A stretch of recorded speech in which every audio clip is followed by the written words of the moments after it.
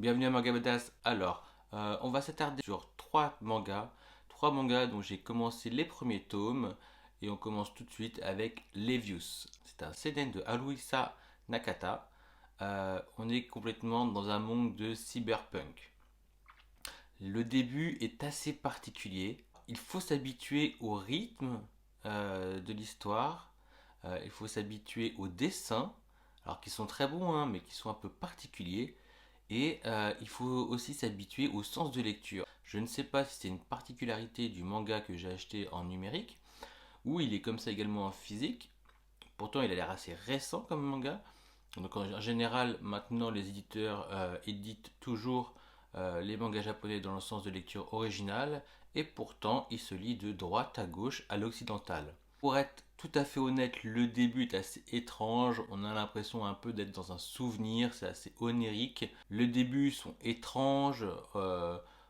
Les personnages ne sont pas japonais. On est dans un, voilà, on découvre un monde occidental et dans l'ambiance cyberpunk. Les dessins jouent beaucoup avec le flou en arrière-plan, avec les hachures dans le noir. On a un tracé qui est très variable. Donc au début du manga, le dessin est très variable. On ne sait pas trop si le personnage est plus ou moins jeune. Donc on le découvre avec son bras mécanique. Donc en fait on suit un petit peu, on replace le personnage principal. Donc on sait dès le début du manga que c'est un boxeur mécanique.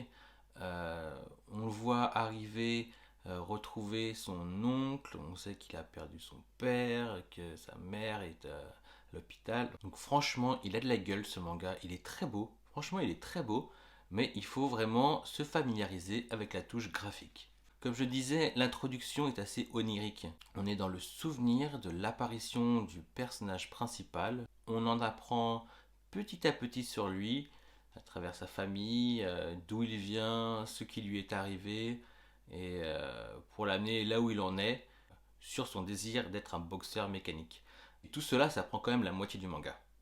Voilà, donc c'est une petite balade tranquille au début, on tâtonne, on espère que ça va aller dans le sens qu'on veut, et finalement, pour être honnête, ça va exactement là où on le désire, sauf que ça a une très belle introduction, et donc à la moitié du manga, on rentre dans le vif du sujet.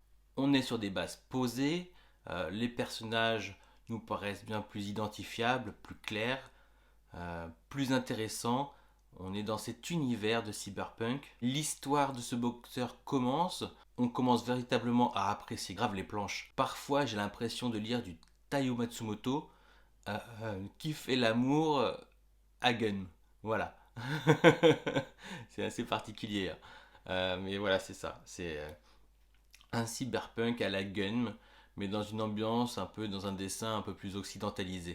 Vous voyez ce que je veux dire? Donc on y est, ça devient génial, il y a des bonnes scènes d'action, le personnage égal à lui-même, parce que maintenant on le connaît bien, on sait où il veut aller, on le voit dans sa confrontation avec les personnages. Donc franchement c'est assez génial la tournure que prend le manga. À la fin du tome, tu n'as plus qu'une seule envie, c'est d'enchaîner avec le deuxième. Il se passe quelque chose, ça finit vraiment très bien, quoi. Ça finit très bien, ça te donne juste envie de lire la suite. Voilà. Donc clairement, Levius, je reviendrai après avoir lu les trois. D'autant plus que j'ai l'impression que c'est un arc, parce qu'après, il y a Levius Est. Donc je reviendrai à la fin de cet arc de Levius pour vous dire ce que j'en ai finalement pensé. En tout cas, très très très bon premier tome que je conseille fortement. Ensuite, je me suis attardé sur le manga Innocente, donc encore un seinen de Shinji Sakamoto. Alors, c'est beau. Les dessins, les planches, égal à ce que c'est nous faire l'auteur, le mangaka. On l'a déjà vu son talent sur sa série Ascension. On l'a déjà vu également, mais avec moins de détails, mais on l'a déjà vu qu'il était très très très bon dans ses œuvres précédentes. Donc ça se déroule dans un pan de l'histoire de la France. On suit donc une famille de bourreaux, qui sont bourreaux de père en fils, et un garçon, lui qui n'a pas spécialement envie d'être un bourreau par rapport à l'image que ça véhicule. Il est à la recherche de son identité, de sa sexualité. Donc on voit qu'il a besoin de s'affirmer. Bah, seulement c'est quand même un personnage qui chiale beaucoup, à mon goût. Voilà. Donc je suis assez partagé quant à ce personnage qui tout de même je trouve chiale beaucoup.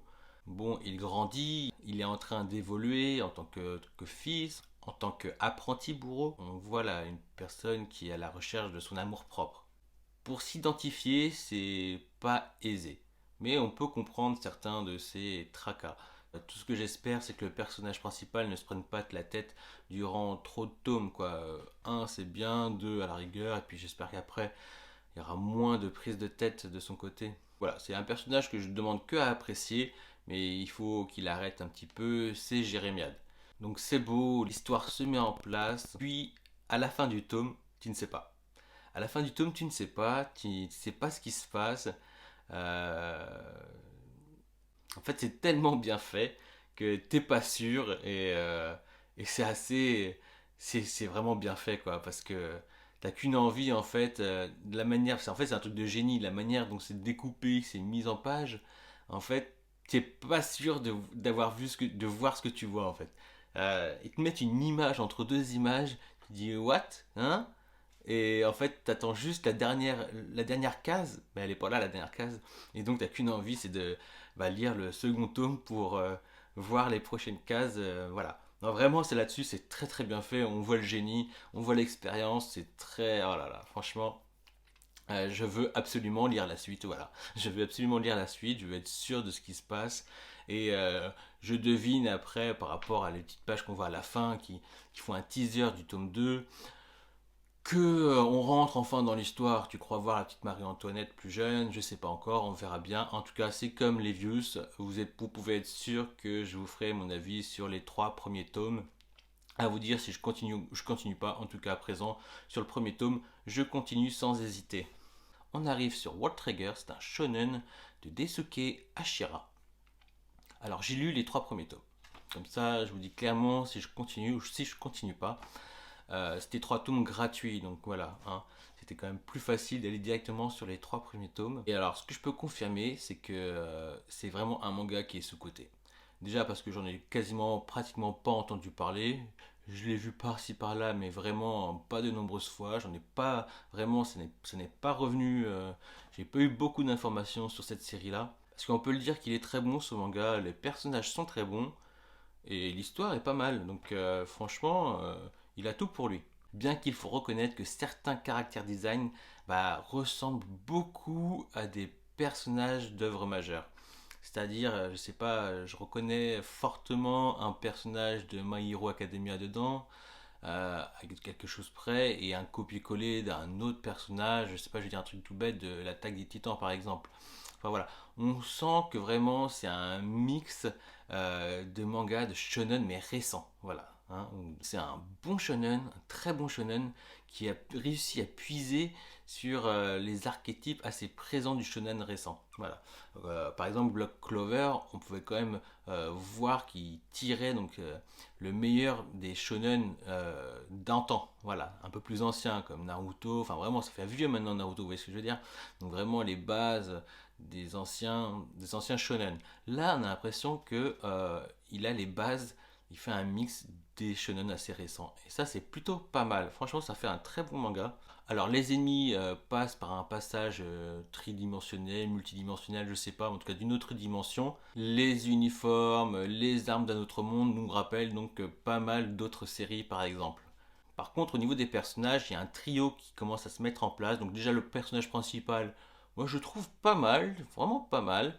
Ensuite, il y a un deuxième personnage principal qui est vraiment aussi au début, on sait pas trop, et puis en fait, il vient très très bien. Donc il y a une très bonne connexion, les personnages ne te prennent pas la tête, ça avance, et voilà.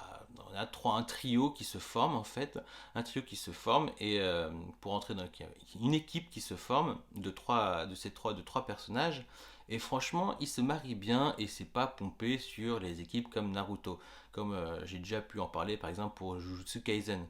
Voilà. Donc déjà, c'est assez rafraîchissant, ça reste sur des sentiers battus, mais assez rafraîchissant. Donc il y a toujours euh, une fille pour deux garçons, mais les personnalités suffisent à ne pas avoir cette sensation de déjà vu. Donc l'histoire se déroule vraiment bien, quoi. Elle se déroule. Il n'y a pas trop de phases d'incompréhension entre les personnages. On s'attarde pas à ces phases qui peuvent être un peu longues, ah, je croyais que t'étais méchant, ou que t'étais gentil, ou je savais pas, ou alors je veux pas, j'ose pas te dire. Non, c'est un manga qui va assez droit au but, les dialogues vont droit au but, c'est super agréable. Alors en plus, t'as un personnage qui est assez charismatique, on pourrait presque dire mignonnement qu'il est assez badass, qui lui en plus sait très bien ce qui va se passer, ça fait partie un peu de son pouvoir, le side effect, et donc il sait direct un petit peu comment ça se passer. Donc comme ça, avec ce pouvoir, il est génial ce pouvoir, on perd pas de temps. Ça, c'est vraiment une très bonne idée, si je puis dire.